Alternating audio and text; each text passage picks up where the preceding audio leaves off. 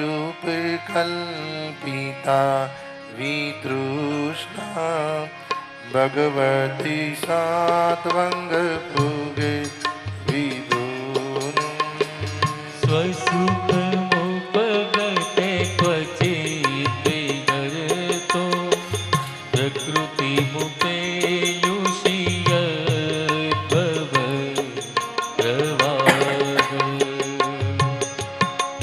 त्रिभुवन कमलमो तमालवर्णमो रविकर गौरवराम्बरं ददादे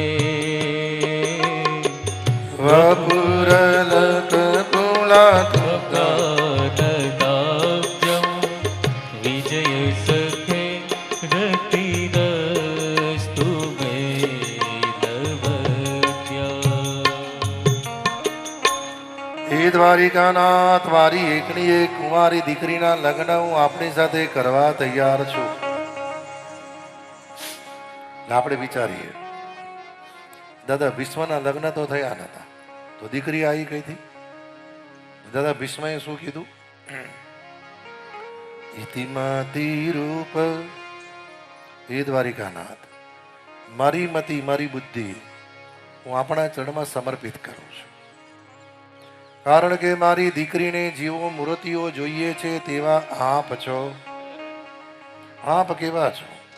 ત્રિભુવન કમલમ તમાલવર્ણમ રવિકર ગૌરમ બરામ દડાને વપુરલ કકુલાવ્રતાનદાબ્જં વિજય સખે રતિરસ્તુ મે નવદ્યા ગૌરમાં ગૌરમાં ગૌરમાં રે કંઠ દેજો કયા કરો ભલે પછી થજાય આબરૂના દજાગર.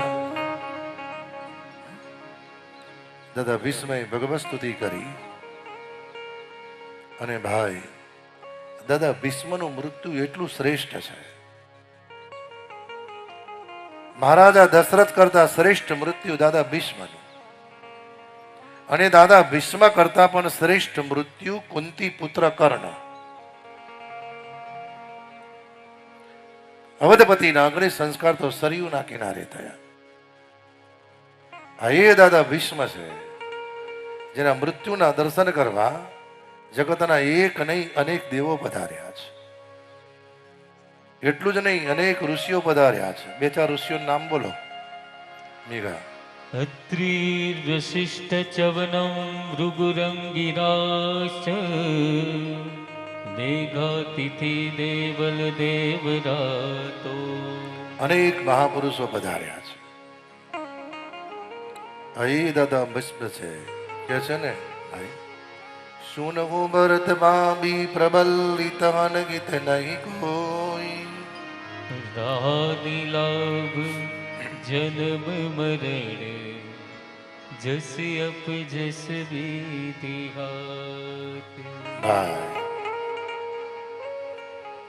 કારણ દાદા ભીષ્મનું મૃત્યુ શોકજન્ય નથી, દુઃખજન્ય છે.